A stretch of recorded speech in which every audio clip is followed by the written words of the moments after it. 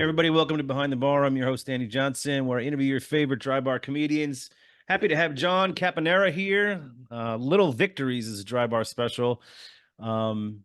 Name, I watched it last night. I loved it. I was telling John before we started recording how I've been following his career for quite some time. There's you and a handful of folks that influenced me to start comedy. Matter of fact, to this day, my friends and I reference one of your bits from back in the day. I don't know what it was from, but I mean, I think I remember first seeing you at 1990 something, MTV's Half Hour Comedy Hour, the Get a Life show, right? It was What is it called? Good Life. Good The Life. Good Life. The Good Life on NBC. Yeah. And then a bunch of other stand-up stuff. But in any event, when you agreed to be on it, I was super happy. My friends are not going to believe that I have you, but we referenced one of your old jokes. Can I ask you about it? Sure, of course. All right. So this is it. And we do it to this day when we watch the NFL. You do a bit, and God, I really hope I'm right that it's your bit about the most lopsided football game ever. Oh yeah. 200. Well, the whole bit's based on sports records that are so unbelievable. You have to question the credibility. Right. Like Will Chamberlain scored 100 points in a basketball game. I'm like 100 points. Right. Who was guarding this guy? Gary Coleman, like Mickey Rooney. It was 100 points. Right. He goes, you imagine the rest of his teammates? Hey, Will, I'm open. Right. You ever think about passing the ball once in a while? Cy Young won 511 games pitching. You know how hard that is to do? Yeah. You have to average 20 wins a year for 25 years in a row. It's impossible. Yeah. I mean, what were they counting as a win back then? He goes to a carnival, knocks over a couple bottles. That's a win, Cy. Count it. It's in the record book. Right. I goes, it had to be recorded on the honor system. Hey, did you pitch last week, Cy? Yeah, I pitched a couple double headers. I won them both. Okay. Yeah. Okay, no problem. It's in the record book. And then I said, Cumberland University lost to Georgia Tech in football one time, 222-0. I said, you imagine losing coach at halftime? All right, we're not out of it yet. It's only 110-0. Couple 2, 3, 16 more touchdowns for back in it. We got to get back to fundamentals. Right. Tommy, you got to stop punting on first down. Billy, when you center the ball, you hike it backward, not forward, backward. Right. Now, we're still ahead with the bookies. They're giving us 200. Right. If we could just hold them. Right. Then meanwhile, in the other locker room, the coach is going, all right, who hasn't scored yet? Anybody? Kathy? Right. Grab your brother's helmet. You're going in. Right. Yeah. Well, the line that when our team or whatever football game we're watching and they're losing badly, we say, I don't think we use the name Mike, but we go, you got to snap the ball backwards. So we got to get back to fundamentals. Yeah. Wonder what the fans were like in the stands that bought tickets to see their game. Maybe even some of their kids are playing for the first time. Like, I've never seen Johnny play. Let's see how he does. I don't know why he's hiking the ball forward. I don't. You would think after Johnny's 8th fumble, they would replace him with the backup there. Yeah. You got 4 downs to work with. You would never see that. What's the most lopsided game in recent history? It's got to be like a 59-3 or 72-3 or something like that. You know, I don't recall.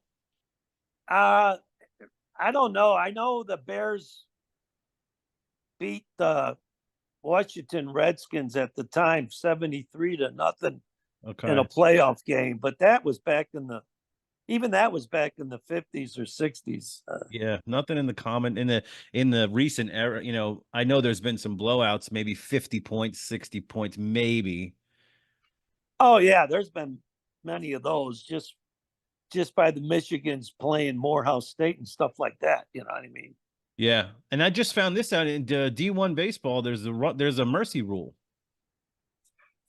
Is it 10 runs? I think after a certain number of innings, it's different runs. But I had no idea in D1 baseball they would do that. A buddy of mine's a coach at Long Beach for the Dirtbags. He's the head coach of their team, and I saw a run rule thing.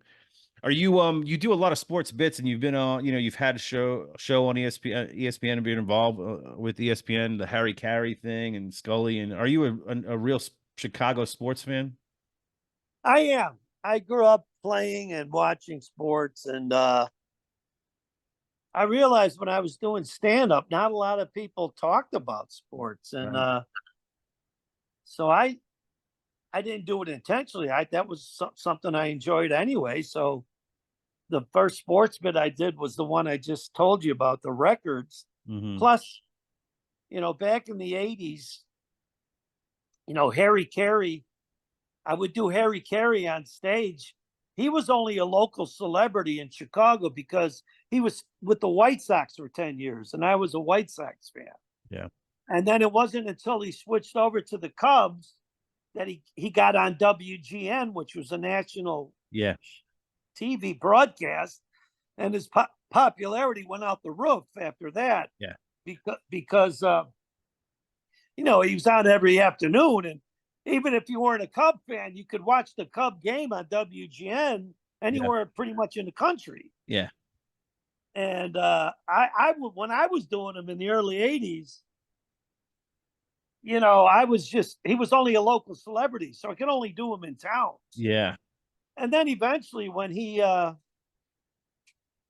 became a national celebrity because of WGN, I would do him on the road and everybody knew him, Sure. So yeah. I mean, the big thing about Harry is the game was incidental to the story he was telling.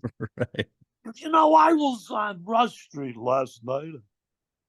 There's a throw to first. Anyway, I went to this greasy spoon across the street after the game. That's a fastball off Grace's head, both benches empty. And I had a couple. I love the jalapeno peppers. He's on the stretcher. I think he's dead. Finally, I get a hold of some KO pectate because I had indigestion. I mean, I would just go off on Harry talking about the game being incidental to the story he was telling. My buddies and I we whenever someone points something out to somebody, like like to go look at that, and one of us inevitably goes, "Look at the guy in the sombrero." It's so bizarre that it just sticks with you. And then what I saw recently, just in YouTubing you and I was trying to find the football bit, the records bit, and came across you doing Harry Carey with Harry Carey on ESPN. Wasn't the Rome show, right? It was something else on ESPN, right? No, it was Roy Firestone had a Okay. show at the time where he interviewed a bunch of sports celebrities, and it was called Up Close with Roy Firestone. It's got to be weird. Is that weird doing an impression of someone in front of them? You know what? I had nothing to lose. I did Harry in my act, and Roy Firestone loved it. And I knew Harry. I heard Harry was fond of the bet. Back in the early 80s, I was doing a baseball routine on stage where when I first started out, all I did was impressions, I wasn't really a true stand-up at the time. I did this baseball bit where I had all these celebrities playing baseball, and Harry was in the bit, right? Right. Well, anyway, one night he was bar hopping in Chicago on Old Town, where there's a bunch of bars, and he ended up popping into Zany's Comedy Club. Oh wow! Well, I had just come off stage, and one of the waiters came back to the back of the room and said, "Hey, John, Harry Carey just walked in with Dutchie, his wife." And the MC goes, "Oh man, we should bring it back up and do your baseball bit, Wow. So I did. I went back up and I did the bit just for Harry because I knew he was in the crowd. Well, he got such a kick out of the bit. He told Irv Tupson, who was a big sports columnist in Chicago that wrote for the Sun-Times. He wasn't a sports columnist. He was a like he had this column where he mentioned everybody and what was going on in town and all that. And Yeah. Irv Cupson gave me a real big plug because Harry mentioned it to him that he saw me in a club last night and said, you got to give a shout out to this kid.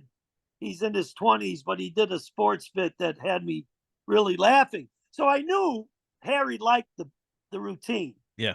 And then when Roy said, you want to come on with Harry? I go, I know Harry. I met him before. And so I wasn't like taken aback by being on the show with him at all. Right. I enjoyed doing the impression for him. And he got a big kick out of it, you know? Yeah. That's great, man. That's really good for you. It was so fun to see. I always wondered if it was like really awkward if you're good at an impression and you're standing there with the person. But having met him before makes it a little easier knowing he enjoys it. I also roasted him one time. There was a roast at Bally's in Vegas back in the late 80s. They were roasting Harry Carey and had like 20 different guys on the dais.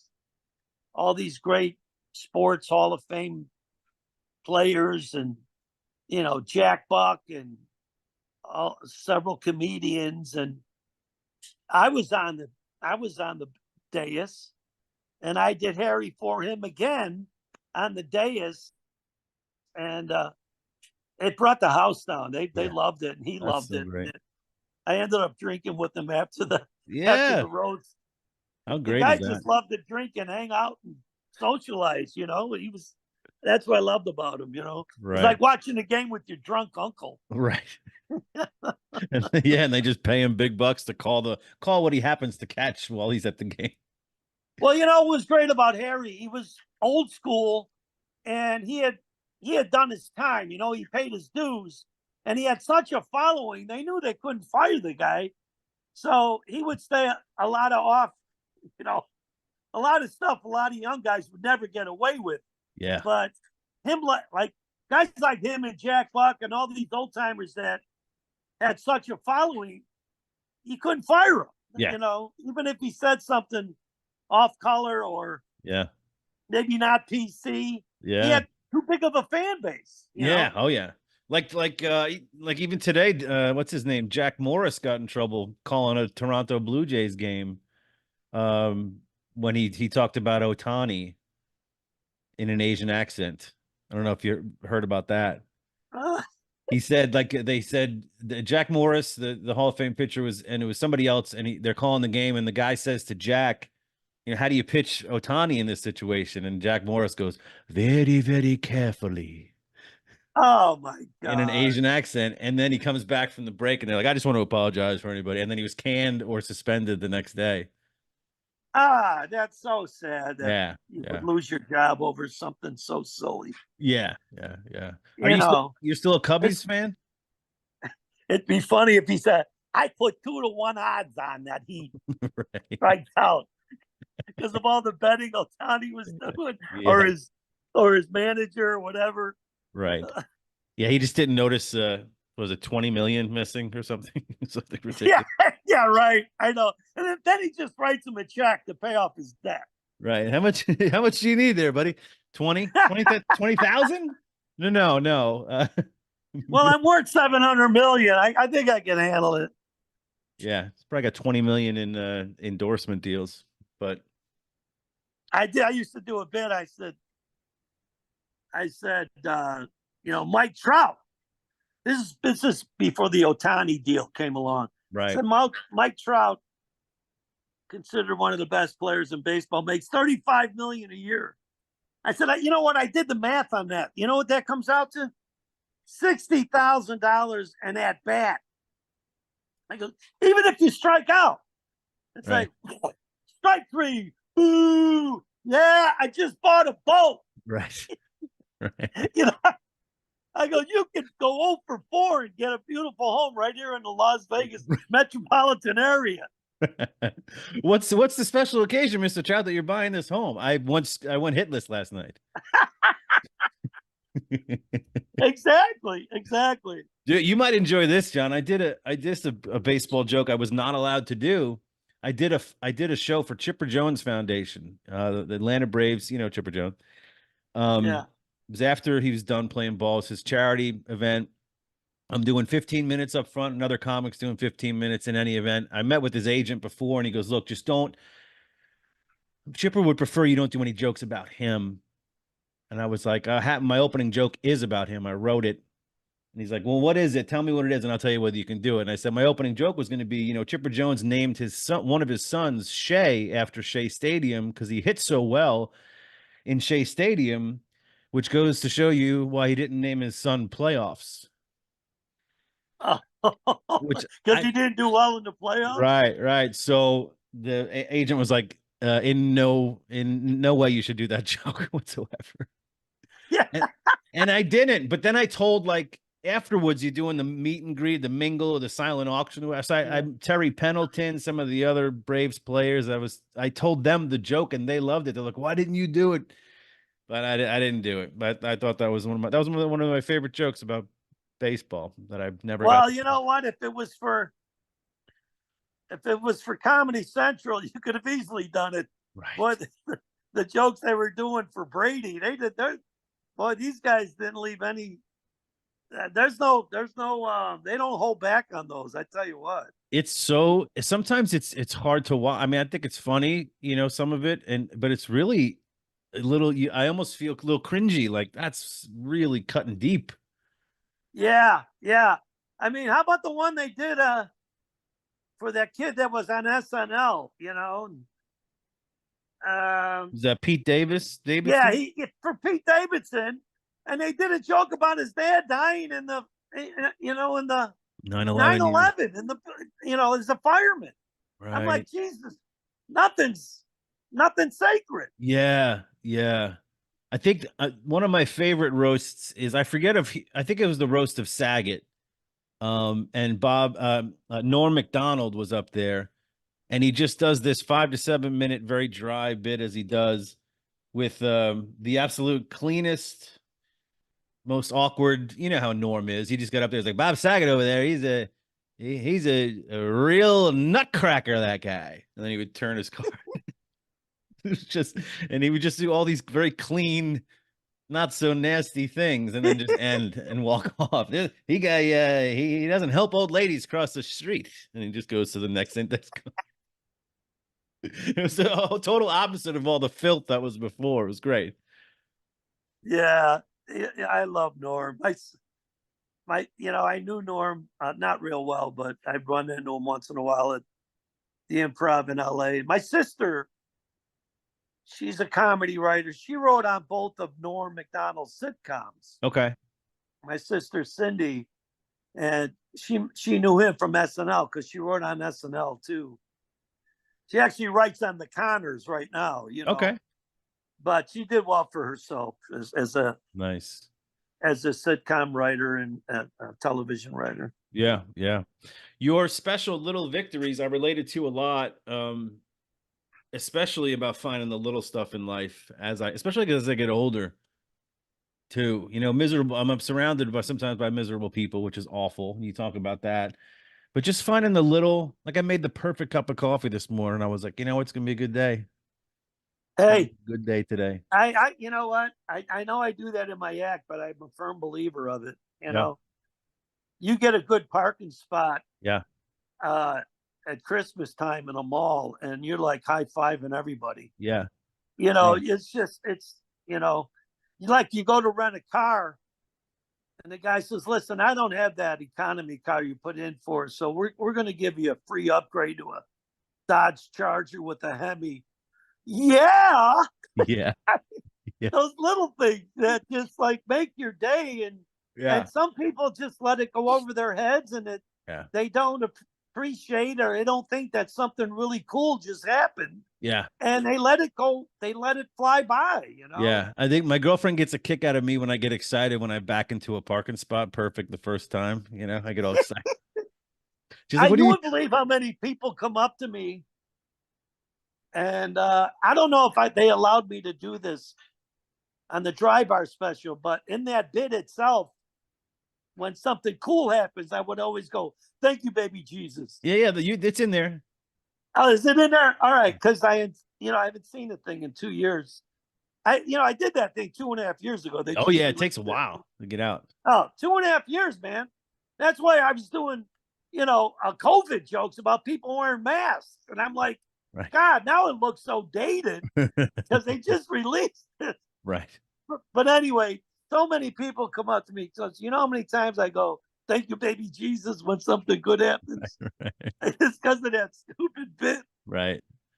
I think the negative, I can always spot the negative person too in the crowd, like not the crowd, but like in social, when I hate the people that always go when you kind of share good news and they go, oh, must be nice. I don't like the must be nice people. Yeah, sorry, I worked really hard to get X. You know what I mean? Yeah, yeah. Must Sorry, I be nice. busted. Yeah, must be nice. Yeah, it Yeah, is. yeah.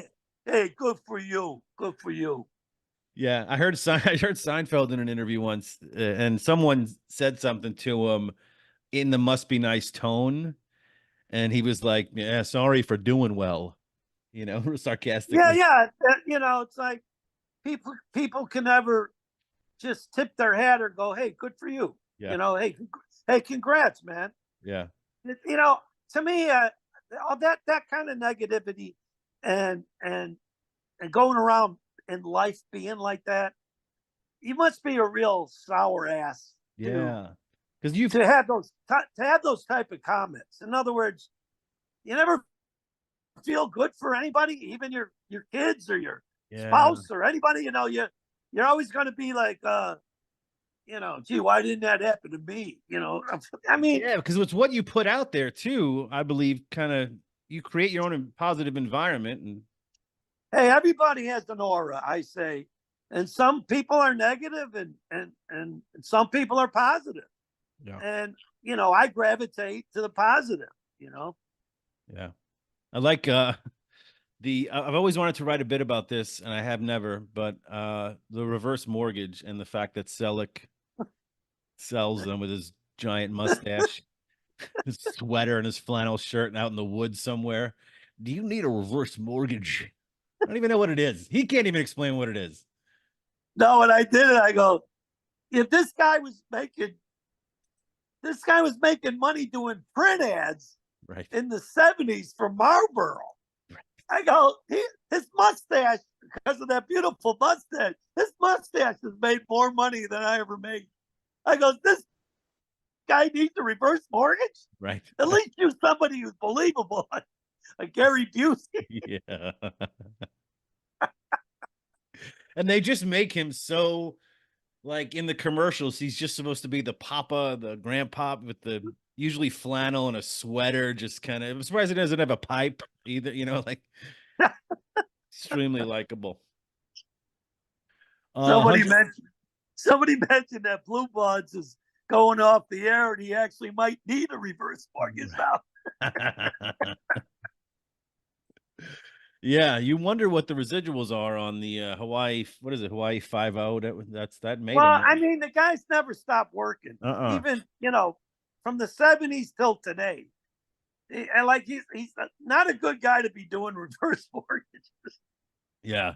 It's funny that the one of the clips that came up on YouTube when I was searching your stuff happened to be the famous Tom Selleck Rosie O'Donnell interview on her show where they had a big beef, and they ended it was about the NRA and guns and stuff, and it got pretty heated, and it ended early. It was a very awkward conversation. Oh, no kidding. Yeah, Is he a yeah. big gun activist or something? Oh yeah, she's I think he's more conservative, she's more liberal, and she happened to bring it up, and he was like, "Why are you bringing it up? I'm here to promote whatever," and she Right. tried to apologize. It was awkward, which is why I liked watching it. It was a very awkward. Is the Drybar special, because you obviously have hours and hours of material. The Drybar special, is that just sort of some of what's in your current hour, or did you specifically put together a set for the special? Oh, a little bit of both. Okay. I have some of that stuff in the current stuff I do, but some of it got watered down because I had to watch. Yeah. It had to be so clean. I had a great line out of that bit of I do about talking to my kids. Right. I said that they're real big Game of Thrones fans, and I got to talk to them in that lingo in order to get things done. Yeah. And I had two really great lines, but they wouldn't let me do them. Oh wow. In the bit, yeah. you know. And one of them was, "Now go get your mother, my lady. I need servicing. You know, I'm quite horny, and I need to release some hostages." And they, you know, they wouldn't let me do it, you know, and it was the big capper to the whole bit. Right. So, and then I watch it, and I'm like, it just loses its, you know, when that's your final joke and it tops the bit off, you know, it tops the bit off, you know, and then I couldn't put a topping on it. You know what I mean? It's the exclamation point. I'm surprised they let you say "blow me" a couple times in your special. Did? Yeah, just like, you know, instead of saying "forget you" or whatever, you're like, "blow me." I don't care, you know, not in the sexual sense, but just as a way to say piss off. You know what I mean? Like, you know what? They sent it to me, and I downloaded it. I still haven't watched it, but I tried to give it to my social media guy who posts stuff for me, and he couldn't download it himself, even if I sent them the link. So I'm doing something wrong, because he takes bits here and there, and he posts it on this site, this Instagram site called John Caponera Videos. Okay. If you go to John Caponera Videos and hit follow me, there's 100 posts. There's 100 different bits on there. Yeah.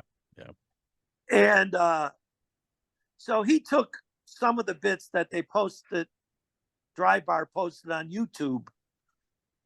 They didn't put the whole. They didn't put the whole special on there. Put several bits, and he was able to extrapolate some of that and put it out. Yeah. But I just wish they would have done it 2.5 years ago when I shot the thing. Yeah. I think that's the common feedback for most people that I have on this podcast, that to get it out sooner. How about one of my favorites is the tumor, the lady with the large tumor. Like, at what point, the 150-pound tumor, at what point does it dawn on you? It's only 50 pounds. I'm going to give it another. Where was it? I wanted to know the whole time you were doing that bit. I wanted to know where. It at 30, 40 pounds. Right. I think I got a problem. You know, I wanted to know where the tumor was the whole time you were doing the bit. I'm like, I wonder if it was like side, stomach, leg, like where. It had to be your stomach. Yeah. I mean, this was a real thing that happened. Oh yeah. 153-pound tumor. It's another person. You have another person attached to you. Oh my God. It's so far-fetched. It had to be a bit. So, you know, it had to be a bit. There's a whole TV show now about it on I don't even know what channel. It's called Dr. Pimple Popper or something, where these people come in with these large, like, how many hats can you buy? There's only so many, you know, before you go in. Yeah. When are you going to quit buying hats and attend to your ailment? Right. He's got two hats. He's got two hats on. And then a sombrero. Look at the guy in the sombrero. I think it's a tumor. Hey, check out the kid in the sombrero.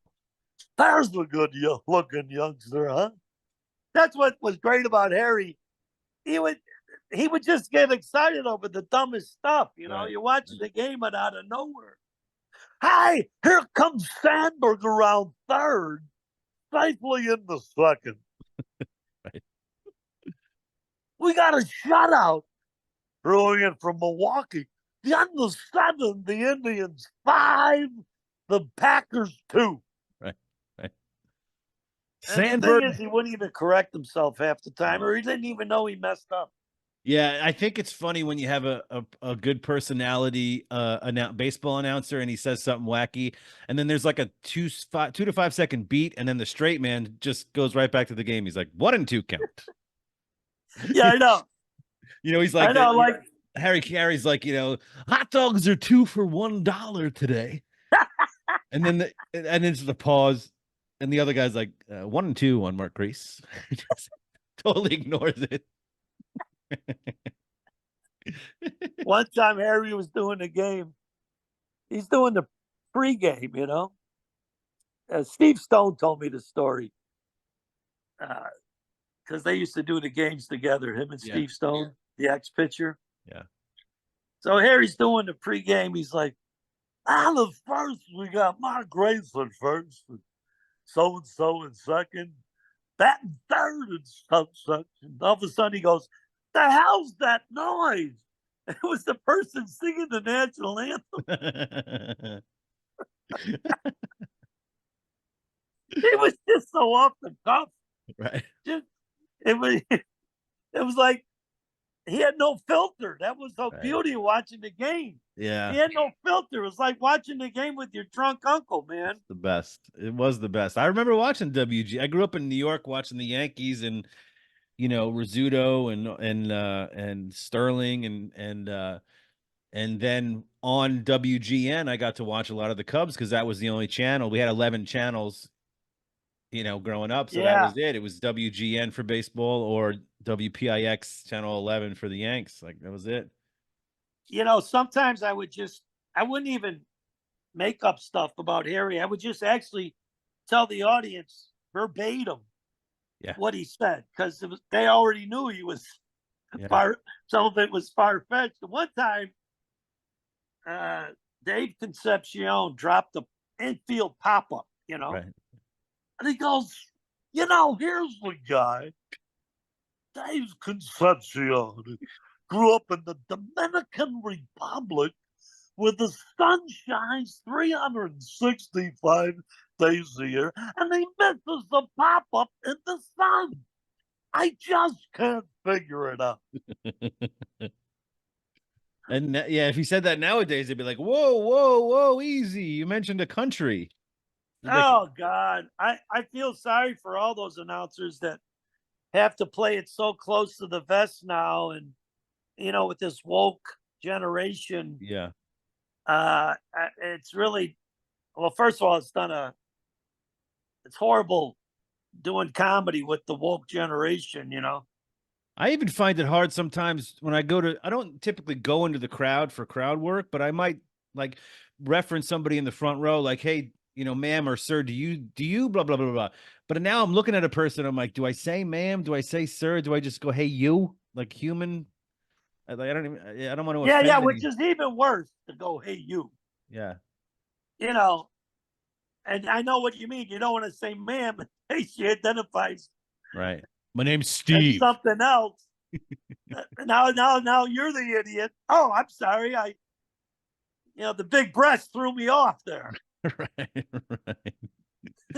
I said, I don't know. I said, people ask me what I identify as. I said, it depends on who you ask. If you ask my ex-wife, I'm a horse's ass. If you ask my best friend, I'm the life of the party. Right. I said, I identify whatever benefits me. Right.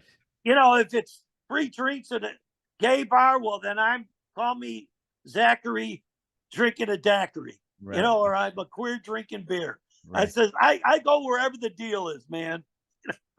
Right. I watching your special, I had refreshed my memory on what a marionette was. That's a great bit, man. Especially what that's a true story. I got that because I worked the ships a lot and we were always on some island. Yeah. And especially in Mexico, they try to sell you everything under the sun. Yeah. But that was a real thing. Because I was, and the way you acted it out. Look, folks, I'm pantomiming. I'm trying to put sun lotion on your wife's back with the marionettes. I'm not very good at this. I said, I wish I had her mother with me, help me interpret. She speaks fluent Spanish. I said, well, she's Puerto Rican. She's got that thick accent that she thinks I'm Jewish. Like, Right. listen, Jew. Right. Jew are stupid. Let me tell you something. Jew don't know anything. You stupid, you loco. Yeah. I goes, it was even worse on your birthday. Happy birthday to you. Yeah. Happy birthday to you. I go, And then her trying to use Siri is hilarious. oh, yeah, yeah. She's trying to talk into the phone. That's what really made me laugh. Siri, do you know where is the closest Walmart? There are 5 Walmarts in Juneau, Alaska. No, wait a minute. Listen, Jew. Do you know where is the closest Walmart? There are 7 Jews that live in Juneau, Alaska, next to the Walmart. Son of my bitch. Listen, Jew. Do you know where is the closest Walmart? No Jews shop at Walmart. Right. Right. I don't know if that's on the. Is that on the special? Yes. It made it. Ah, well, at least that made it. Yeah. Well, you know what else made it that was interesting to me? The Vin Scully Mattingly thing, the Fuddruck, like he's lip reading Yeah, an yeah, argument between a manager and an umpire. yeah, I yeah. love And he that thinks bit. he knows what they're saying on the field. Is that a newer bit? That's a great bit. No, I wrote that a long Well, time obviously with ago. Mattingly, it's not a newer bit, but that's a really great, right? But I like have to upgrade it with the current manager. right, like No, anyway, he passed away, so it's like the bits. That's what I loved about him. He thought he could read lips. with the whole Fuddruckers and it almost looked like you were gonna curse. I was like, this is such a great way to skirt around all of it.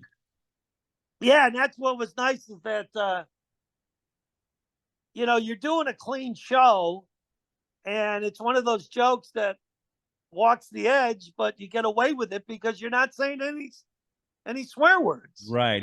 So it was something about Chuck. Like he wants you to Yeah, Chuck yeah. Chuck. Wait a minute. Here comes Matt.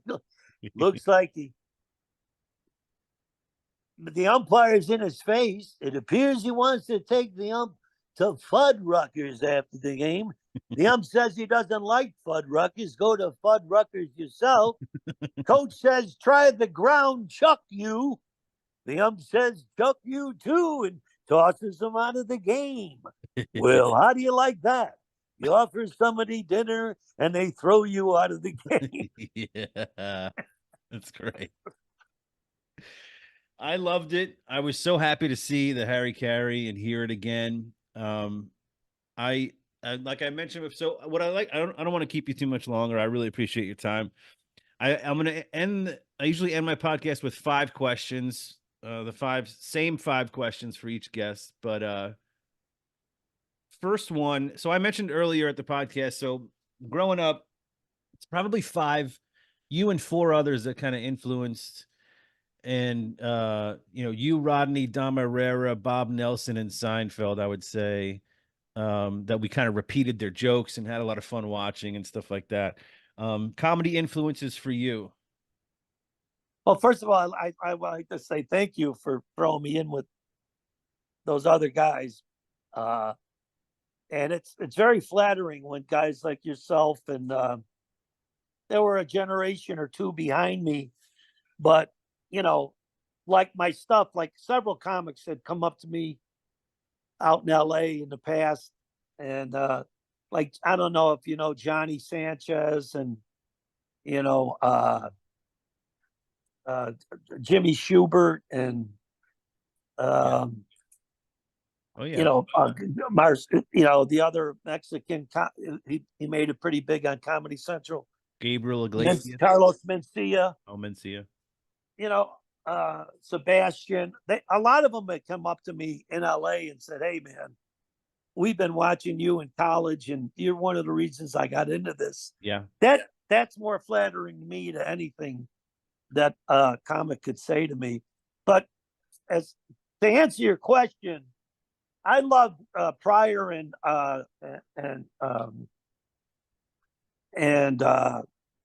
George Carlin, Robert Klein, and Jonathan Winters. Oh yeah. And he made me laugh too was John Binder. I don't know if you remember John Binder. No, I'll have to look him up. Oh my God, he did some of the funniest impressions John Binder. Yeah, look him up. I will. You know, he's an old school guy that I used to watch on Ed Sullivan's show. And but some really funny stuff. He made me laugh a lot. But Yeah. you know, Robert Klein and yeah. Uh Okay. Currently the guys who I really think are great is Bill Burr, and I love Brian Regan. Really makes me Oh, of laugh. He's course. so clean and yet so funny.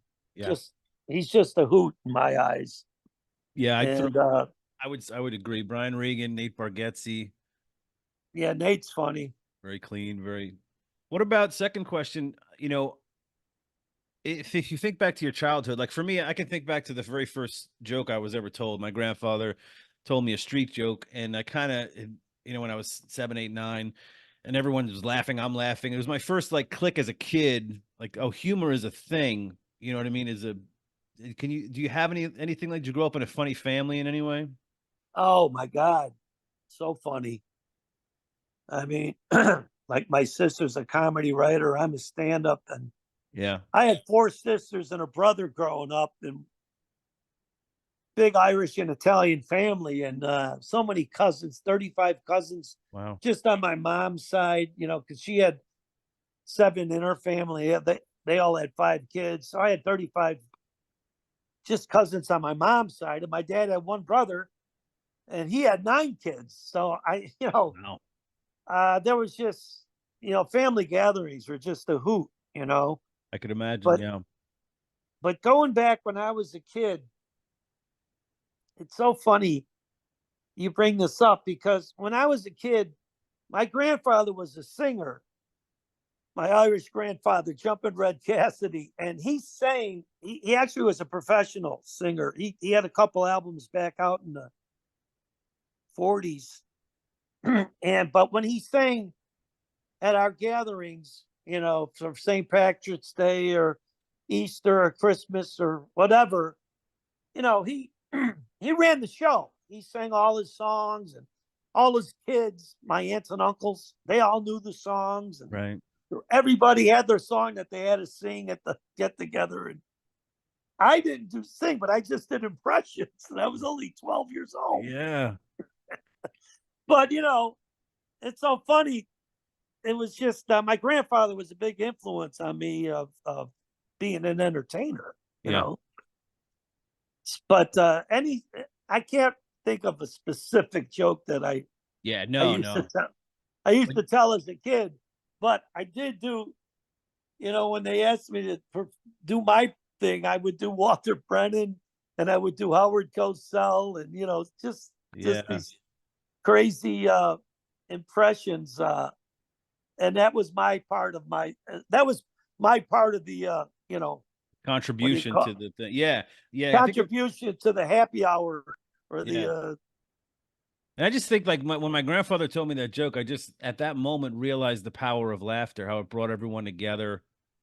And I was like, wow, I need to learn that. I need to, and it Well, was you know what? You know what's funny? When I was in college, you know, I never intended to be a stand-up, but for our finals, I had this class called Advanced Public Speaking, and for mhm, the final, everybody had to do a comedy monologue. The teacher didn't care if you know, plagiarized and did something off, you know, a Robert Klein album or right, a Richard Pryor album, as long as you're committed to the bit, you know. right, right. And I said, well, I want to do my own thing, because I used to mess around doing impressions. And I had all these celebrities in the middle of a baseball game. I talked to about this before earlier on. Yeah, yeah. Well, I did this for class, and it got such an overwhelming response that somebody came up to me afterwards and said, John, man, that was so funny. You need to go to the Comedy Womb in Lyons, Illinois, which was a suburb of Chicago where I grew up. Every Thursday they have open mic night, and they sprinkle in the open micers with the regulars, and they'll give you 5-10 minutes. I said, why are you telling me this? He goes, dude, you don't realize how funny that was. You should go and do that bit there, and maybe you'll have a thing for comedy. That's how I started out. Yeah. Wow. That's fantastic. But I just did it for a grade. Right. And then 2 days later, one of my classmates said, John, they're doing a gong show down the street at the bar we used to go to in college. Yeah. I goes, why are you telling me that? He goes, you got to go do that bit you did for class, man. You can win $500 at this gong show. So I didn't even have the bit memorized. So I memorized it and we go and I do it. I won the $500. Wow. Then a month later, I graduate and I'm playing softball in this league in Chicago. So we go to the bar that sponsors us. We're all sitting there in our uniforms and I'm drinking beer and they got some gong show going on at the place. And I'm like, I can do better than this. I get up in my uniform. I do the same bit. Again, I wrote for class and I win another $500. There you go. And I go, I won $1,000 within a month doing this stupid routine. I go, maybe I should try this stand-up thing. And you were wearing the uniform too. That helps the bit as well. Oh, of course. Yeah, that's right. Because it was a baseball bit. Yeah. What's your favorite? Do you still have a favorite place to perform? Maybe Zany, Chicago, or Yeah, I really enjoy the Zany's Rosemont Club is perfect for doing comedy. yeah. It's just set up nice, and if you ever get a chance to play it, it's a great room. There's no holes. All the sight lines are great. Sound system's great. It's a real treat to play there. Plus, it's my hometown, so Yeah. I could do inside stuff that only Chicago people know, and it's just a great room to perform in. I used to love doing Hilarities, which was in Cleveland. Right. Right. I played there for 30 years in a row, and that was always a good, fun room. Cleveland crowds were always good to me. Yes. Always had fun there. What other clubs did I really like? I used to like the Funny Bone in St. Louis. I worked there for years, and that was always a fun room. And Detroit, the Comedy Castle was a fun room. The Comedy Store, I played many a night at the Comedy Store. I worked there for 30 years, going up all the time. And that's where I was seen by NBC, and they offered me a sitcom. Yeah. That's where my sitcom came from. I ended up opening up for Tim Allen down in Orange County, and some of the Disney execs were there because Disney produced Home Improvement. Mm-hmm.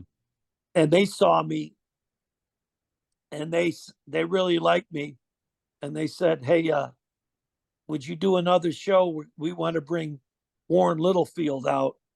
So I set up a night at the Comedy Store, and I got on the phone and called in all my markers. I said, hey, man, you just got to come tonight. Yeah. I said, laugh like De Niro in Cape Fear when he's in the movie theater. Right. Just laughing at the screen. I don't know if you remember that scene. Yeah. Yeah. I said, and anyway, I had a really good set, and they offered me a pilot the next day. Right. That's great, man. Last Yeah, question. so go ahead. Yeah. No, go ahead. No. So I definitely had to mention the Comedy Store in LA. Yeah. That's always an intimidating place to me when I hear about. I've never performed there before, but it always seems intimidating to me because so many greats have come out of that. I don't know why. Well, it's so funny. I don't know if you have time. Do you have time? Yeah. When I first went out to LA, it was 1985, August 29th. I remember because it was the day before my birthday. I was going to be 30 years old or something. And they put me up at the Hyatt. I was out there to do Star Search, with Okay. Ed McMahon. Oh, Okay. 1985. And I look down out of my window from the Hyatt down below, and I see the Comedy Store right next door. Right. I'm like, oh man, I'm taping the next night, and I'm thinking, I wonder if I could go down there and practice my set. So I go to the front desk, and to the box office and, hey, I'm a comic doing Star Search tomorrow. Is there any way I can get up on stage tonight?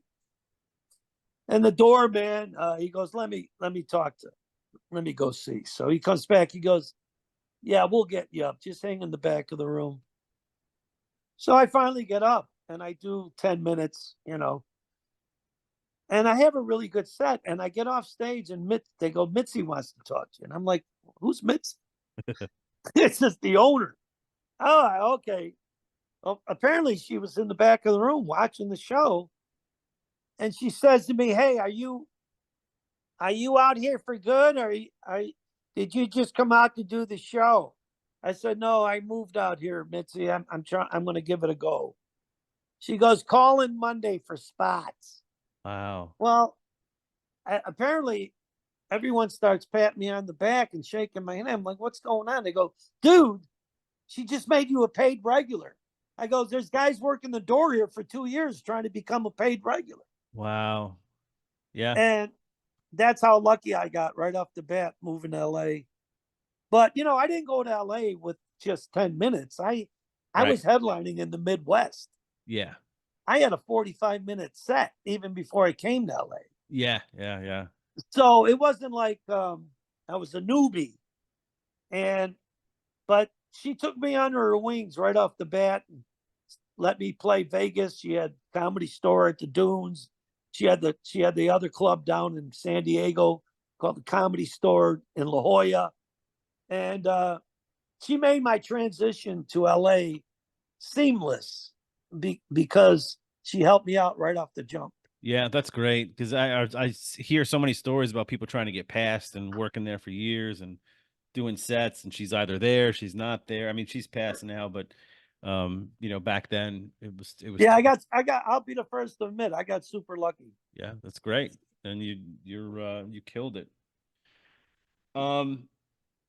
Last question for you: what do you think you'd be doing if you weren't a comedian? If you'd like to take a look back at your life, and what direction would you have ended up as? It's funny. That was the question the writers asked me when I got my pilot, because we're trying to figure out what kind of a show would it be? Would it be a family show? Would it be, they said, where would you see yourself if you weren't doing stand-up? And I go, I don't know. I said, I was a communications major. I'd either be a salesman or I'd be working in management somewhere. I did have a degree. I said, maybe I would have been a teacher. I don't know. So they ended up making me this manager of a lock company. And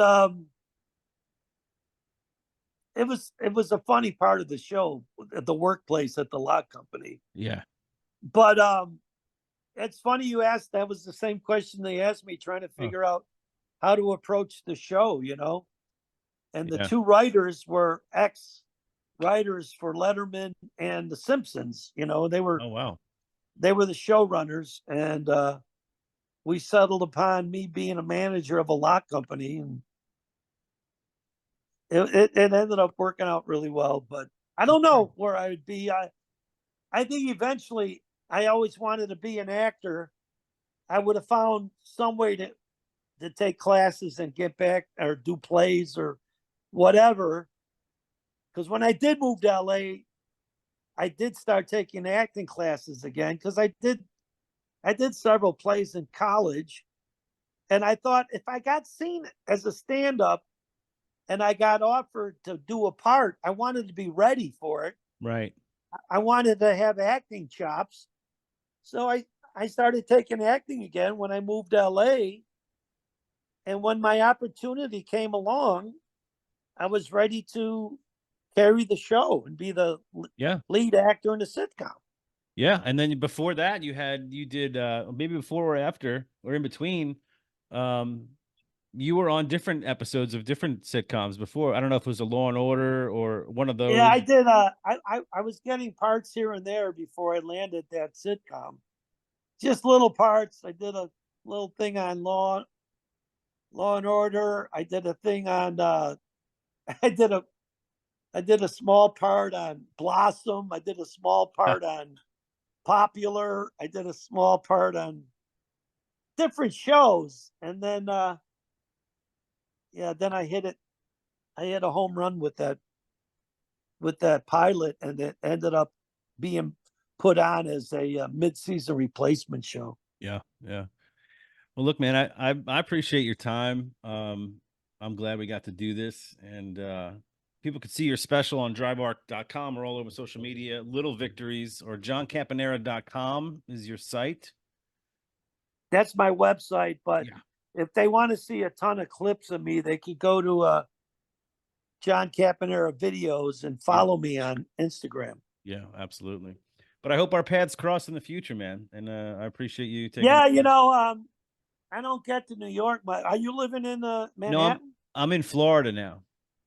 Oh, no kidding. Yeah, yeah, North You're Florida. running to Jimmy Schubert down there when you're Yeah, Schubert's about 5 hours south of me. I saw him a year and a half ago or so down in West Palm Improv. you do the ships once in a while when you're down there? Or? I haven't yet. I've been offered the ships, but I kind No, of I do. mean it's a natural segue if you're living out of Florida. Yeah, I think eventually I will because I've been offered it twice, two different cruise lines. So Yeah. we'll see I it. mean, if you don't have to do them, all the better. But I mean, it's just so. I had 3 kids. I had to do them just to make ends meet. Yeah, yeah, yeah. It's a good, especially if depending on the cruise lines, and I understand they bump you up after over time or whatever as far as pay and stuff like that. But and a ton of Right. work, and I know guys. Well, That, if go you're ahead. getting a ton of work without the cruises in Florida, then God bless you. More power Yeah. to you. No, no. I mean, the cruise lines have a ton of work for people. I mean, They do, but it's a double-edged sword. You don't want to be stuck out at sea, and it's almost like you've thrown in the towel uh, as far as pursuing your career. right. But I always treat it as just a means to an end. Of I course. had a I had this 5-bedroom home in Studio City, California, with 3 kids going to private schools. And if I didn't land a gig, if I didn't land an acting job when I stayed home, I didn't pay my mortgage. Yeah, yeah, So I always had to walk that rope. Do I do a ship and make sure I pay my rent, or do I stay yeah. home and try and wing it and land a part? But at the time, Uber didn't exist, and it Right. wasn't like I could stay home and just Uber or something and come up with my end of the bargain. Mm-hmm. But Yeah, I may do it. I may do it down the road. I'm fairly certain I will do it, especially being in Florida. Just a few hours from Cape Canaveral too, the main port for some of the cruises too. are you near Orlando? Is that where you're near? Near Jacksonville, more northeast. Yeah. All right. Yeah, for sure. All right, man. Well, hope to see you on the road, and I appreciate you doing this. All right, Danny. This was great. I do a lot of these, and they don't always go as well, but All I right, had man. fun. Probably because you're a sports fan, it made it so easy. Awesome. Thanks, John.